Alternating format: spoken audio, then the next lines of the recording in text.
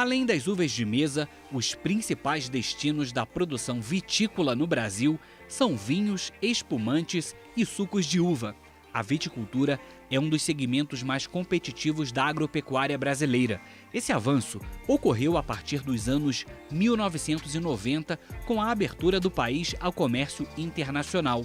A vitivinicultura brasileira, historicamente, esteve limitada à Serra Gaúcha. A região ainda é a maior e mais tradicional da vitivinicultura nacional, além de 3 outras pequenas áreas em Santa Catarina, São Paulo e Minas Gerais. No final do século passado, houve uma expansão da vitivinicultura em escala comercial em pelo menos 14 estados da federação.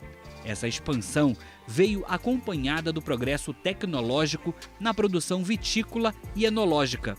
O resultado foi o incremento da qualidade geral de vinhos e sucos.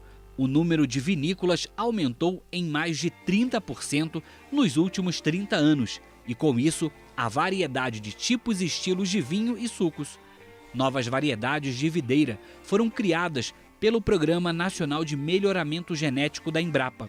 Pelo menos uma dúzia de regiões produtoras foram delimitadas, obtendo o status de indicação geográfica. A produção integrada de uva para processamento ganha cada vez mais a adesão dos vitivinicultores, cientes das novas preferências e exigências do mercado consumidor. Sobre a evolução da produção de uvas e vinhos e sua expansão territorial, o pesquisador Evaristo de Miranda conversa com o gaúcho Celito Crivellaro Guerra, engenheiro agrônomo com mestrado em Ciência e Tecnologia de Alimentos e doutorado em Enologia Aplicada na França. Celito é pesquisador do Centro Nacional de Pesquisa de Uva e Vinho da Embrapa, em Bento Gonçalves. Olá, bem-vindos ao Brasil Verde, um programa dedicado à sustentabilidade da agropecuária brasileira. E se tem um setor que avançou muito na sustentabilidade, na competitividade, na diversificação e qualificação dos seus produtos, tem sido a vitivinicultura. Não somente nos processos de produção de uva, nos processos de produção de vinho, mas também na localização territorial da atividade, antes muito restrita ao sul do Brasil e hoje se expandindo para vários lugares do país. E nós vamos conversar sobre isso com alguém que foi ator, que participa dessa revolução da vitivinicultura brasileira, o Celito Guerra, lá da Embrapa, o Vivinho de Bento Gonçalves. Bem-vindo ao Brasil Verde, Celito. Obrigado, Evaristo. Saúdo a ti e aos telespectadores. É um prazer ter sido convidado por esse programa. Nós é que agradecemos a sua presença. Celito, antes da gente mergulhar numa taça de vinho, não é? Dá para você contar um pouco para nós, para quem está nos assistindo, acompanhando, a sua história? Você é gaúcho, você nasceu onde? Como é que foi a sua história? A sua família já era da agricultura? Como que você terminou na pesquisa, inclusive num centro como esse da Embrapa? Então, Evaristo, eu sou filho de agricultor, de pequeno agricultor, na região central do estado do Rio Grande do Sul, que nós conhecemos aqui por Quarta Colônia, que foi a última colônia para onde foram os imigrantes italianos quando chegaram aqui no final do século XIX. E os meus pais, o meu avô veio para o Brasil, ainda jovem, e os meus pais nasceram aqui no Brasil e eram agricultores. E naquela época nós tínhamos uma pequena propriedade e praticávamos a agricultura típica daquela época, muito pouco tecnificada, né? Ainda com arado e junta de boi, e cultivávamos de tudo um pouco, trigo, milho, feijão, enfim, todos os itens de subsistência, e tínhamos porco, galinha, vaca de leite, gado de corte, tudo um pouquinho. E tínhamos também um parreiral, né? Um certo número de videiras próximo à residência lá dos meus pais, e o trabalho era bastante árduo, então, numa pequena propriedade naquela época, E uma das coisas mais agradáveis que havia era trabalhar com fruticultura, em especial com viticultura, e elaborar vinhos, elaborar suco, vinagre, a gente fazia de tudo um pouco para consumo doméstico e o excedente era vendido na vizinhança. Então, o meu gosto pela vitivinicultura veio aí mais tarde. Eu fiz agronomia, entrei no curso de agronomia da Universidade Federal de Santa Maria, já que era uma cidade próxima do município onde viviam os meus pais. E eu prestei especial atenção às disciplinas, dentro da agronomia, eu prestei especial atenção às disciplinas de fruticultura, de viticultura e de enologia. E ao terminar o curso de agronomia, eu trabalhei por um curto espaço de tempo no Paraná, no sudoeste do Paraná. Voltei para a Universidade de Santa Maria para fazer mestrado, então eu fiz o meu mestrado na área de ciência e tecnologia de alimentos, mas voltado para a enologia. Quando eu terminei o meu mestrado, apareceu um concurso na Embrapa, eu fiz, tive a sorte de entrar, de entrar na Embrapa. Esse ano, em dezembro desse ano, eu completo 35 anos de Embrapa. Aqui na Embrapa, eu trabalhei 3 anos e depois saí durante 4 anos e eu fiz o meu doutorado, o que na época era o grande centro, a grande meca do saber vitivinícola no mundo, que era a Universidade de Bordeaux, na França. Ainda é hoje, mas hoje ela tem outros concorrentes. Voltei para a Embrapa e continuo fazendo pesquisa até hoje. Olha só que bela carreira, hein? Explique de uma forma simples, até para quem está nos assistindo, né? Você falou enologia, né? O que é mesmo a enologia? Só para as pessoas entenderem bem isso. A enologia vem depois que você colhe a uva, né? A enologia é a ciência, uma ciência aplicada, né? Porque ela deriva das ciências naturais e exatas, a fisiologia, a nutrição de plantas, a biotecnologia, a matemática, a bioquímica, a química, e a aplicação de um pouco de todas essas disciplinas, esses conhecimentos, para a elaboração de vinhos, resulta na enologia, né? Enos, né, vinho, logia, estudos, então estudo do vinho, lato sensu, né, em sentido geral. E, na verdade, nós trabalhamos com enologia, eu me chamo pesquisador em enologia na Embrapa, mas, para além do vinho, a gente trabalha com todos os produtos que advêm do processamento da uva, e trabalho ainda justamente em colaboração com os meus colegas da viticultura, da produção agrícola, da agricultura de precisão, enfim, de todas as outras disciplinas correlatas que nos permitem produzir com qualidade. Então, nesses 35 anos de Embrapa, você pôde vivenciar uma grande evolução, não é? No caso do cultivo da uva no Brasil e também no caso da produção de uvas, né? De vinho, muita gente produz uva de mesa, uva para consumo, isso evoluiu bastante. O centro de vocês contribuiu muito com variedades, com tecnologia, mas também no vinho.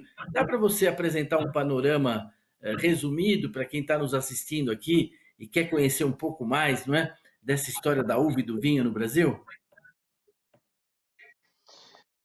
Pois olha, a vitivinicultura no Brasil, ela seguiu mais ou menos os passos que outras culturas seguiram, né?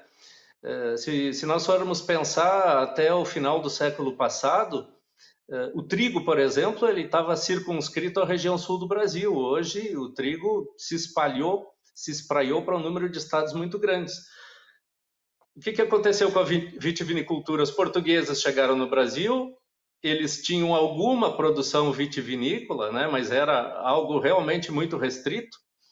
E a atividade vitivinícola brasileira, ela realmente ganhou uma expansão com a vinda dos imigrantes italianos lá no final do século XIX. Então, no século XX, eles trouxeram mudas de videira para cá, não se adaptaram, aí eles começaram a praticar uma viticultura baseada principalmente em variedades de uva originárias da América do Norte, né, que não são as famosas vitis viníferas que tem em todo mundo, né? e a partir daí a coisa foi evoluindo lentamente. Então, como foi bem dito no início do programa, a Serra Gaúcha era a grande região produtora, tinha alguns pequenos polos fora da Serra Gaúcha, o Alto Vale do Rio do Peixe em Santa Catarina, a região de Jundiaí em São Paulo, a região de Caldas e Andradas no sul de Minas, mas eram realmente polos bem pequenos. O que aconteceu? Esses produtores, então, que estavam circunscritos a essas regiões e fazendo uma produção artesanal, eles aumentaram essa produção a partir da adoção, então, dessas variedades de uvas norte-americanas. No século XX, essa vitivinicultura foi crescendo aos poucos. Algumas, lá nos anos 60, anos 70, algumas multinacionais europeias e norte-americanas vieram para o Brasil, que deu mais um impulso à vitivinicultura, e ao mesmo tempo que o avô fazia vinho, o pai deixou de fazer o vinho, o neto, o filho do avô deixou de fazer vinho, o neto retomou a produção vitivinícola. Então, ao mesmo tempo que cresceu o número de empresas grandes, né, e aí teve um fenômeno com algumas cooperativas que se formaram, principalmente aqui no estado do Rio Grande do Sul, também houve uma retomada da produção de vinhos, tanto uma produção artesanal quanto a produção industrial. Pois bem, a abertura comercial do Brasil no final dos anos 90 contribuiu sobremaneira para a expansão da vitivinicultura brasileira, porque num primeiro momento, gente de fora veio para o Brasil e muita gente de fora veio para cá não para elaborar vinhos aqui, mas para tentar vender vinhos para os brasileiros. E houve uma espécie de reação, porque num primeiro momento, muitos brasileiros que antes não tinham acesso de vinhos de diversas partes do mundo, tiveram acesso e começaram a ter curiosidade e pensar, olha, eu vou querer fazer o meu vinho também e eu sou capaz de fazer um vinho tão bom ou melhor quanto esses que estão entrando aqui no Brasil ou que já são produzidos no Brasil. E a partir daí houve, então, uma expansão em dois segmentos. O segmento artesanal, muita gente fazendo vinhos em pequenos volumes, mas também uma expansão do segmento industrial. E este segmento é o responsável pela verdadeira expansão da vitivinicultura para esses 14 estados brasileiros que produzem uva hoje em praticamente todos os biomas brasileiros. Muito bom. Olha, essa introdução e essa visão que você deu da história e da territorialidade da uva foi muito interessante. Nós vamos fazer um pequeno intervalo e a gente já volta para continuar essa conversa com o Celito Guerra, pesquisador da Embrapa Uva e Vinho, lá de Bento Gonçalves. É 1 minuto.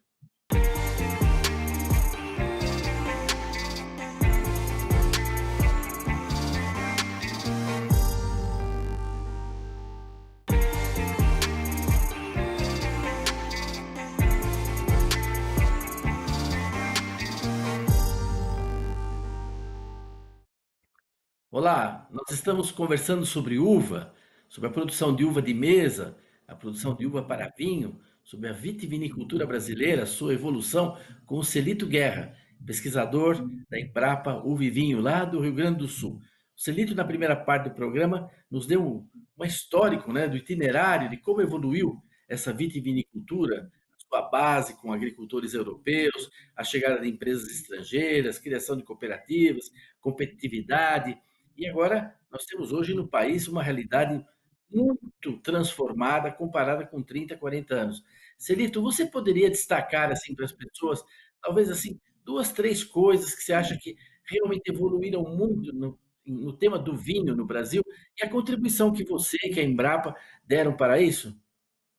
A primeira coisa a ser dita é que hoje nós temos os seguintes polos de produção no Brasil. Nós temos, vindo do norte para o sul, nós temos um polo da região semiárida do Nordeste, lá no submédio de São Francisco. Nós temos as zonas de altitude intertropicais, principalmente em cima da Chapada Diamantina, dentro do estado da Bahia. Nós temos também as zonas intertropicais de média altitude em Minas Gerais e em São Paulo, e que é interessante porque são zonas onde se produz historicamente café de boa qualidade. E lembrando assim que os vinhos de boa qualidade, eles têm umas moléculas dentro deles, uns compostos químicos que são ou os mesmos ou parentes próximos das moléculas do café. Então, café e vinho têm muito em comum, mais do que a gente possa imaginar. E onde se produz bom café, se produz bom vinho. Depois nós temos as zonas de altitude de Santa Catarina, né, no centro e centro-norte do estado e a região de São Joaquim. E no Rio Grande do Sul nós temos os Campos de Cima da Serra, que é a nossa zona de altitude aqui, a Serra Gaúcha, que é uma zona montanhosa de transição, né, ela é de transição do Planalto dos Campos de Cima da Serra para a zona central do estado e a região da Campanha, a região da Serra do Sudeste, a região da Campanha, e por todo o centro-sul do Brasil, nordeste e centro-oeste, nós temos muita produção vitivinícola que não forma conjunto homogêneo, como são essas regiões que eu acabei de mencionar. Puxa vida, eu acho que pouca gente imagina uma diversidade tão grande, né, uma repartição territorial tão grande da vitivinicultura como essa que você acaba de nos dizer, sobretudo mostrando esses pequenos municípios com um, dois produtores que não caracterizam a região vitícola, mas que já tem uma produção de vinho. Então, além dessa dimensão territorial, cada região dessa tem uma duração de dia diferente, temperaturas diferentes, condições ecológicas muito diferentes. Então, eu imagino que também a uva que se planta não é a mesma, o sistema de produção também não é o mesmo. E certamente a Embrapa, vocês participaram muito dessa adequação. Dá para falar um pouco disso? Sim, Evaristo. Na verdade, nós participamos há mais de 20 anos desta adequação. À medida que as coisas foram acontecendo, nós fomos sendo demandados para acompanhar, caracterizar, melhorar a produção vitivinícola, tanto a produção vitícola, né, lá no vinhedo, lá no parreiral, quanto a produção enológica de vinhos. E, de fato, nós temos um leque de variedades de uva, das quais a gente faz vinho hoje, que é simplesmente o dobro do leque que nós tínhamos quanto há 20, 30 anos atrás. E isso em vitivinicultura é uma riqueza muito grande, porque a grande palavra de ordem na produção de vinhos, aqui ou em qualquer lugar do mundo, é a diferenciação. Se eu estou aqui, eu quero fazer um vinho que seja diferente, tão bom quanto, mas diferente, com outro estilo, em relação ao meu vizinho que está a 500 metros, 1 quilômetro de distância de mim. Quanto mais quando nós considerarmos regiões tão vastas quanto essas regiões brasileiras, né? O Brasil é um continente e essas diferenças, então, elas são muito acentuadas. Então, se trabalhou muito com variedades, mas também com tecnologia enológica. Hoje a informação, Evaristo, ela está muito pulverizada. A gente entra em qualquer plataforma e tem muita informação, nem toda a informação é de qualidade. E isso, para quem está querendo iniciar uma produção vitivinícola ou está iniciando e se depara com perguntas: será que eu vou para a esquerda ou para a direita, para cima ou para baixo? Isso pode gerar confusão. Então, hoje se fala em vinhos naturais, em vinhos orgânicos, em vinhos biodinâmicos, em vinhos varietais, em vinhos de assemblagem, em vinhos de baixo teor alcoólico, em vinhos de guarda. E isso muitas vezes gera confusão para quem está iniciando uma produção vitivinícola. E o nosso papel na Embrapa tem sido, tanto na produção vitícola quanto na produção enológica dentro da vinícola, direcionar os nossos esforços através das pesquisas que nós fazemos para que cada região tenha uma característica específica e que isso vá para a mente do consumidor. O consumidor tem que dizer, aquela região lá, ela produz vinhos de tal jeito, eu gosto daquele vinho e é por isso que eu compro o vinho de lá. As ferramentas que nós mais temos usado é a criação de regiões delimitadas com status de indicação geográfica. A indicação geográfica é uma ferramenta de delimitação de regiões, não só vitivinícolas, mas também vitivinícolas, e que, através desses estudos que nós fazemos, nós ressaltamos, colocamos em evidência o que de melhor aquela região pode produzir. E isso talvez tenha sido uma das maiores contribuições que a Embrapa pôde dar e tem dado para a vitivinicultura brasileira. Nós estamos caminhando aqui para o final do nosso programa. Você poderia apontar um pouco para onde você vê os principais desafios futuros da pesquisa, né, da inovação na vitivinicultura brasileira? E aí, talvez alguma mensagem que você queira nos comunicar. Estamos aqui para ouvi-lo. Temos ainda aí alguns minutos. Evaristo, os principais desafios da vitivinicultura brasileira são os mesmos de toda a vitivinicultura do mundo e dizem respeito o emprego cada vez maior da vitivinicultura de precisão, da automação, da criação de métodos vitícolas e enológicos que permitam a produção de uma uva e de vinhos que sejam fáceis de beber, produtos limpos, né, que não tenham conservantes em demasia, teor alcoólico super elevado. Esses são os gargalos tecnológicos com os quais todo mundo trabalha e nós aqui no Brasil estamos trabalhando. Evidentemente, sem jamais perdermos de perspectiva o custo de produção, porque produzir a um custo razoável faz com que os produtos dessa produção possam ganhar mais mercados, né, e que não fiquem tão elitizados. Então, esse é o nosso grande desafio como atores de pesquisa. E uma mensagem geral que eu poderia deixar para quem está na produção vitivinícola ou quem está iniciando ou pensando em iniciar uma produção vitivinícola é que o vinho ele é um produto diferente de todo e qualquer outro produto da agropecuária. Ele gera um interesse nas pessoas, pode ser que não seja o produto que vá nos dar mais dinheiro, mas certamente é o produto que vai nos dar mais visibilidade e mais inserção com outras cadeias correlatas que nós temos. Eu cito como exemplo, Evaristo, há 2 semanas atrás, em Minas Gerais, um plantador de café disse, puxa, eu tenho 600 hectares de café premium e eu nunca recebi visita de ninguém. Agora eu tenho 5 hectares de vinhedo, eu comecei a fazer meu vinho, está cheio de gente querendo me visitar. Então, essa interface da socialização do consumo de vinho com a produção, ela existe em qualquer lugar do mundo e aqui no Brasil não é diferente. Então, se alguém estiver começando uma produção, pense em produzir utilizando técnicas de boas práticas. Nós, aqui na Embrapa e várias outras instituições que trabalham com pesquisa e ensino no Brasil, nós temos manuais técnicos, filmes, vídeos, explicando por onde começar e como começar, e faça corretamente o básico, e depois comece a incrementar a produção, porque é a forma de evoluir em qualquer ramo de atividade, e na vitivinicultura não é diferente. Olha, Cirito, queria agradecer muito a sua participação. Acho que foi uma entrevista muito esclarecedora.